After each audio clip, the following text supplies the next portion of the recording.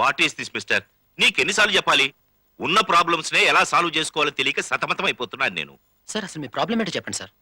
ఒకసారి అక్కడ పద.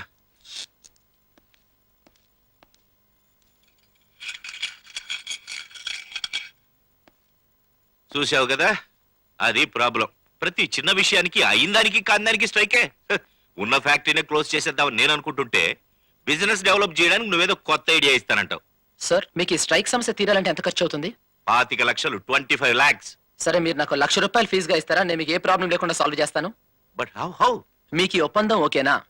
నువ్వు సాల్వ్ చేస్తానంటే ఓకే. ఓకే, అసలు వాళ్ళతో మీకు వచ్చిన ప్రాబ్లం ఏంటో చెప్పండి నాకు. అసలు ప్రాబ్లం ఏమిటో తెలియకుండా సాల్వ్ చేసేస్తానని ఫీజు మాట్లాడేసుకుంటున్నావు. నీ మీద నీకెంత నమ్మకం అయ్యా?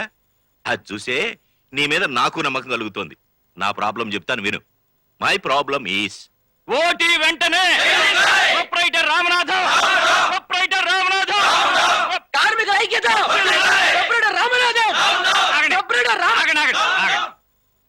నేనంటే ఈ కార్మికులందరికీ నాయకుణ్ణి. నువ్వెవరు బాబు? నేను ఈ కార్మికులకే కాదు ప్రపంచ కార్మికులు అందరికీ శ్రేయోభిలాషిని. మీ ప్రొప్రైటర్ రామనాథన్ లాంటి పెట్టుబడిదారులని మట్టుబట్టడమే నా జీవిత లక్ష్యం. అందుకే మీ పోరాటానికి మద్దతు ఇవ్వడానికి వచ్చాను. అందుకే కార్మికుల ఐక్యత, ఈ ప్రొప్రైటర్ రామనాథం, ప్రొప్రైటర్ రామనాథం, కార్మికుల ఐక్యత, కార్మికుల ఐక్యత, కార్మికుల ఐక్యత. కార్మిక సోదరులారా, ఈ అబ్బాయి ఎవరో బాగా చదువుకున్నట్టున్నాడు. ఇప్పుడు నేను చెప్పే మాటల కంటే ఈ అబ్బాయి చెప్పే మాటలే మీకు నాకు అందరికి మంచిది. నువ్వు చెప్పు బాబు. ఇతను మనకి ప్రొప్రైటర్ గా ఉండడానికి పనికిరాడు. శభాష్! అది అది చెప్పు బాబు, చెప్పు. మనం కూలి వాళ్ళమైతే ఇతను మనకన్నా పెద్ద కూలివాడు. అది ఎలాగో చెప్తా వినండి. కూకొని చెప్పు బాబు, కూకో. మనం ఎక్కడైతే పని చేస్తున్నామో అక్కడ మన ప్రొప్రైటర్ మనకన్నా దర్జాగా ఉండాలి. ఖరీదైన కార్లలో తిరగాలి. మనకన్నా డ్యూటీ నుంచి ముందరే వెళ్లిపోయి గెస్ట్ హౌజుల్లో మందు కొడుతూ అమ్మాయిలతో హాయిగా జల్సా చేయాలి. అంతేగాని రోజుకి మనం 8 గంటలు కష్టపడి పనిచేస్తుంటే మనకన్నా ఎక్కువ, అంటే అతను రోజుకి 20 గంటలు కష్టపడుతున్నాడు. అందుకనే అతన్ని మనకన్నా పెద్ద కూలివాడు అన్నమాట. ఏంటి అర్థమైందా? ఇదేదో తిపిరి పెడుతున్నట్టున్నాడు. మన కార్మిక నాయకుడు, కార్మిక నాయకుడు, కార్మిక నాయకుడు. అవును, అసలు ఇంతకీ మనం స్ట్రైక్ ఎందుకు చేస్తున్నాం? ఎందుక? నెల రోజుల నుంచి రోజుకు 1/2 గంట చొప్పున ఓటీ చేస్తున్నాం. దాని తాలూకు డబ్బులు అంటున్నాడు బాబు. అయితే మన స్ట్రైక్ ఇంకా ఉధృతం చేద్దాం. అవసరమైతే కోర్టుకు కూడా వెళ్తాం. లేకపోతే మన కార్మికులకి 1/2 గంట ఓటీ ఇవ్వనంటాడా? మన కార్మికులు దోచుకుంటాడా? అరే మనం అంతా ఉద్యోగాలు లేక హాయిగా రోడ్ల మీద తిరుగుతుంటే మనల్ని పిలిచి ఉద్యోగాలు ఇచ్చాడు. అయితే మాత్రం మనకి హాయిగా హాస్పిటల్స్ కట్టించాడు, మన పిల్లలకు స్కూల్ కట్టించాడు, మనం ఉండడానికి హౌసింగ్ క్వార్టర్స్ కట్టించాడు. కట్టిస్తే మాత్రం ఇప్పుడు మనకి మన 1/2 గంట ఓటీ ఇవ్వనంటాడా? కావాలంటే అతను ఇచ్చిన సౌకర్యాలన్నీ అతన్ని వెనక్కి తీసేసుకోమనండి. మనకి మాత్రం మన 1/2 గంట ఓటీ కావాలి, అంతే కదా?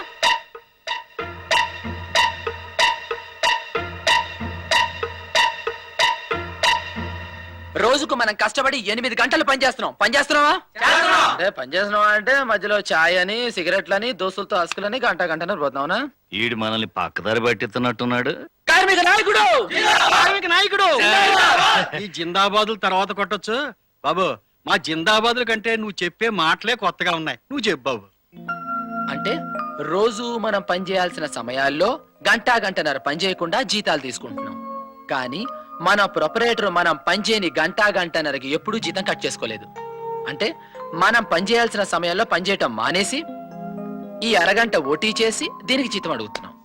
ఇదేదో తప్పనిపిస్తుందే. అవును కదా, తప్పే. నువ్వు చెప్పు బాబు. చూడు పెద్దయ్య, నువ్వు మంచి బట్టలు వేసుకున్నా వేసుకోపోయినా నీ పిల్లలకి మంచి తిండి మంచి బట్టలు ఇవ్వాలిగా ఈ వయసులో కష్టపడుతున్నావు. అవునయ్యా. ఇప్పుడు నీ పిల్లల్ని ఎదిరించారనుకో ఏమవుతుంది? ఒళ్ళు మండి పనిచేయడం మానేత్తా. వాళ్ళకి తింటాని ఫుడ్ లేక కడుపులో కాలుతుంది. ఇప్పుడు మనలాగా ఆయన కూడా పనిచేయటం మానేసి ఫ్యాక్టరీ మూసేసాడనుకో మనకు కూడా అక్కడ కాలుతుంది. అవునా? అసలు ఏందబ్బాయి నువ్వు? మమ్మల్ని ముంచడానికి వచ్చావా, పెంచడానికి వచ్చావా? రెండు కాదు, మీకు మంచి చెప్పడానికి వచ్చాను. ఏంటి? ఇవాళ మన ప్రొపరేటర్ గారు ఫ్యాక్టరీ మూసేశారనుకో ఆయనకు వచ్చిన నష్టమేమీ లేదు. ఇంతకింత సంపాదించాడు అనుకో ఆయనకు ఒరిగేదేం లేదు. ఇవాళ ఎలా బతుకుతున్నాడో అలాగే బతుకుతాడు, ఇవాళ ఏం తింటున్నాడో అదే తింటాడు. మనం హక్కులతో పాటు బాధ్యతలు కూడా తెలుసుకుని పనిచేస్తే ఆయన ఇంకా ఇటువంటి 4 ఫ్యాక్టరీలు పెడతాడు, కొన్ని వేల మందికి ఉద్యోగాలతో పాటు ఫుడ్ పెడతాడు. చూడు పెద్దయ్య, నీ పిల్లల కోసం ఎలా తాపత్రపడి కష్టపడుతున్నావో మన ప్రొపరేటర్ గారు కూడా మన కోసం అలా తాపత్రపడి కష్టపడుతున్నారు కదా. అవునయ్యా. ఇప్పుడు చెప్పండి, ఆయన మనకు ప్రొపరేటరా తండ్రి లాంటి వారా? మరి తండ్రిని ఎదిరిస్తే ఏమవుతుంది కదా. ఇప్పుడు మనం ఏం చేయాలి? మరి వెళ్ళండి, నా మాట వినరా? ఆగండ్రా, ఒరేయ్. ఆగండ్రా, ఒరేయ్. ఒరే నాయనా, నీ దేవురో గాని మాయ మాటలు చెప్పి నాకు కొంప ముచ్చావు కదా. నువ్వు కూడా ఈ పని మానేసి పని చేసుకుంటే పైకి వస్తావు పద. ఆ? ఇక తప్పేదే ఉంది అట్నే. Come on mister Manu. Your dealing was super, fantastic, marvellous and unbelievable. Please SIT down. Thank you sir. Anil Kumble bowling లో అదరగొట్టేశావయ్యా. మను, సార్ నువ్వు అడిగిన లక్షకు మరో లక్ష కల్పిస్తున్నానయ్యా. ఇలా ఎందుకు ఇస్తున్నానా అని ఆలోచిస్తున్నావు కదూ. నా వర్కర్స్ చేత స్ట్రైక్ మానిపించినందుకు fee 1 lakh. At the same time నా వర్కర్స్ కి హక్కులతో పాటు బాధ్యతలను గుర్తు చేసి వాళ్ళని సరైన మార్గంలో నిలబెట్టవచ్చుడు, అందుకు మరో 1 lakh. Thank you sir. Thank you very much. Take this. Thank you sir. మీకు ఎప్పుడు అవసరం వచ్చినా నాకు కబుర్ చేసి. ఎందుకు రాను, నీలాంటి తెలివైన కురాను వదులుకుంటానా? Never. Thank you sir. Once again thanks a lot. All the best. See sir. వస్తానండి. నీకు the great business magnate Venkatanarayana తెలుసా? తెలియాల్సిన దానికన్నా ఎక్కువగానే తెలుసండి. Very good. The problem is, నేను రెయిన్బో సిగరెట్స్ తయారు చేస్తున్నాను, ఆయన వింటర్ గిఫ్ట్ సిగరెట్స్ తయారు చేస్తున్నాడు. రేట్లోను క్వాలిటీలోను రెండు సమానమే. కాకపోతే ఆయన అన్ని ఛానల్స్ లోనూ విపరీతంగా పబ్లిసిటీ చేస్తున్నాడు. నేను పబ్లిసిటీకి అంత అమౌంట్ కేటాయించలేకపోతున్నాను. దానివల్ల నా సిగరెట్ సేల్స్ బాగా పడిపోయాయి. సో నా రెయిన్బో సిగరెట్ సేల్స్ పెరగడానికి నువ్వేమైనా ఐడియా ఇవ్వగలవా? షూర్. కానీ మీరు ఫీజు ఇవ్వనంటేనే చెప్తాను. Quite interesting. ఆయనకు నాకు మధ్య వ్యాపార సంబంధమైన పోటీ ఉందయ్యా. మా మధ్య వ్యవహార సంబంధమైన పోటీ ఉంది, అందుకే ఫీజు ఇవ్వద్దంటున్నాను. సరే సరే, ఫీజు ఇవ్వాలో వద్దో నాకు సంబంధించిన విషయం. నాకు కావాల్సింది వెంకటనారాయణ మార్కెట్ క్యాప్చర్ చేయడం, అది తక్కువ ఇన్వెస్ట్మెంట్ తో ఎక్కువ రిజల్ట్ రాబడ్డం. సార్, పాజిటివ్ పబ్లిసిటీ వర్కౌట్ అవునప్పుడు నెగిటివ్ పబ్లిసిటీ చేయాలి, అది కూడా అతి తక్కువ ఖర్చుతో. How is it?